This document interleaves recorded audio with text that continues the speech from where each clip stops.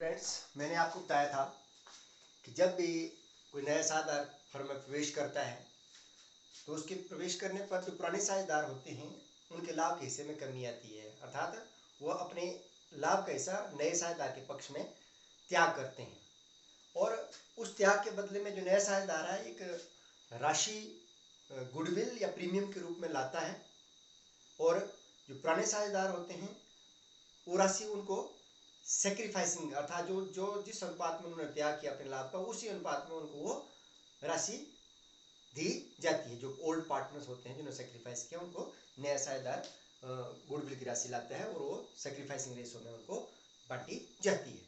तो जब भी गुडविल लाई जाती है व्यवसाय में उसके लिए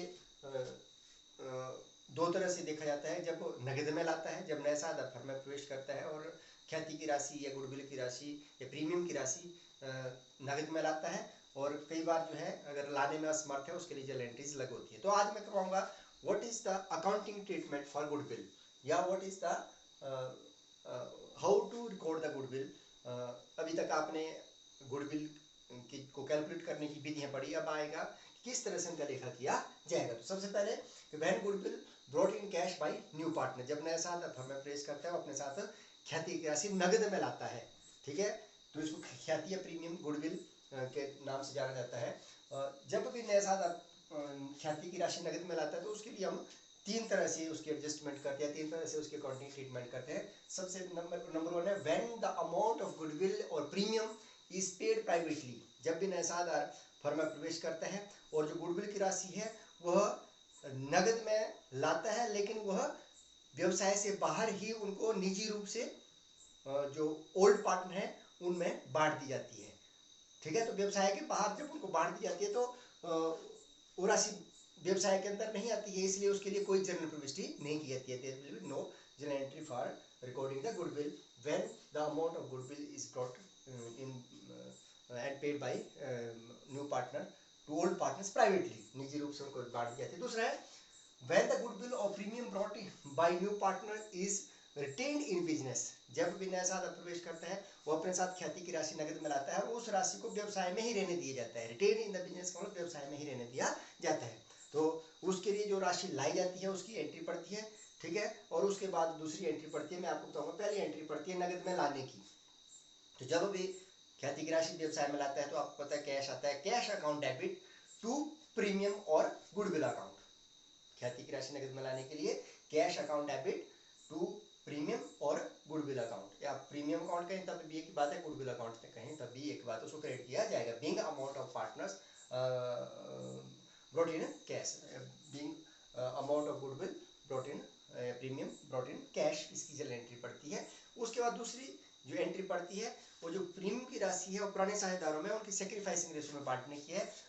प्रीमियम अकाउंट को डेबिट या गुडविल अकाउंट को डेबिट कर दिया जाएगा, गुडविल और premium account debit to old partners capital account, उनके पूंजी खाते को क्रेडिट किया जाएगा, ठीक है ना। Being amount of goodwill transfer to old partners capital account in their sacrificing ratio, ये देखो उस सेक्रीफाइसिंग रेशो में उनके पूंजी खातों में को क्रेडिट किया जाएगा। जितने भी ओल्ड पार्टनर्स होंगे जिन्होंने सेक्रीफाइस किया उन्हीं के खातों को क्रेडिट किया जाता है, क्योंकि जो सेक्रीफाइस नहीं करता है उसको गुडविल का हिस्सा नहीं मिलता है।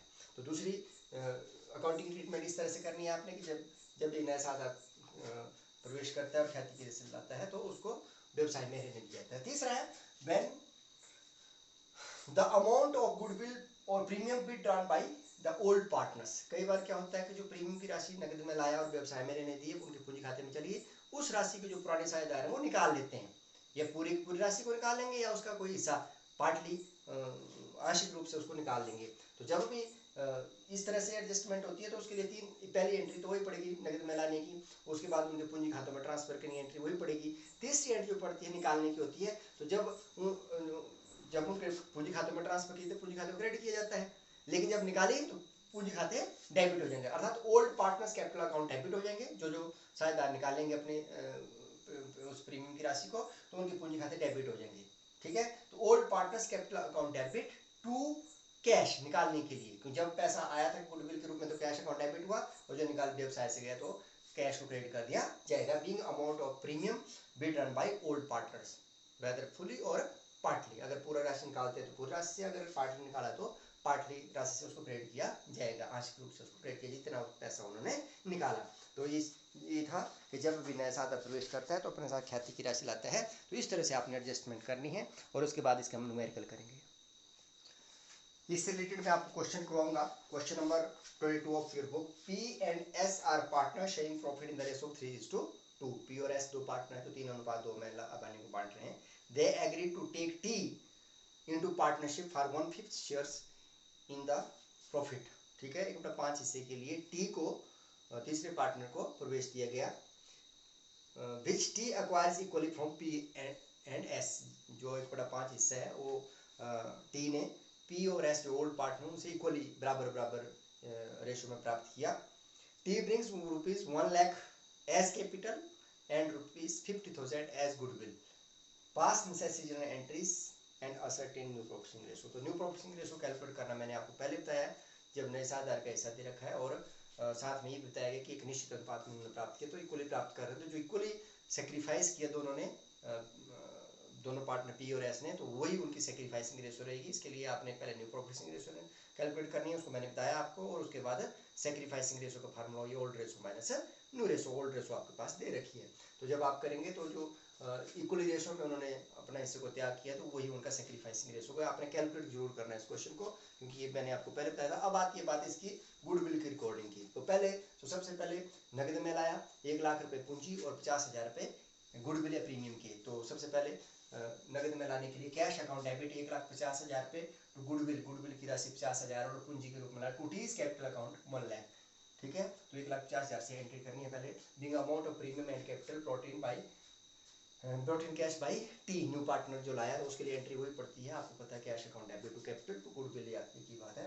अब आती है बात कि गुडविल की राशि जो लाया वो ओल्ड पार्टनर्स में एक सेक्रीफाइसिंग रेशो में ट्रांसफर की जाती है। आपको पता है व्यवसाय में रहने देने के लिए, तो गुडविल अकाउंट डेबिट हो जाएगा। 50,000 रुपए गुडविल लाया तो 50,000 रुपए से गुडविल अकाउंट 50,000 से डेबिट किया जाएगा to old partners to P's capital to S capital. दो पार्टनर, दोनों की पूंजी खाते में 25,000 इक्वल रेशो में है। सेक्रीफाइसिंग रेशो है 1:1 कैलकुलेट करना आ रहा आपने, तो बराबर रेशो में 25,000 रुपए जो है उनके पूंजी खाते में ट्रांसफर किया जाएगा। Being amount of goodwill transfer to old partners capital account in their sacrificing ratio. तो ये दो एंट्री इसकी पड़ती है। तो जब भी नया साझेदार प्रवेश करता है, अपने साथ ख्याति की राशि लाती है, तो उस राशि को पुराने साझेदारों में उनके त्याग अनुपात में बांट दिया जाता है।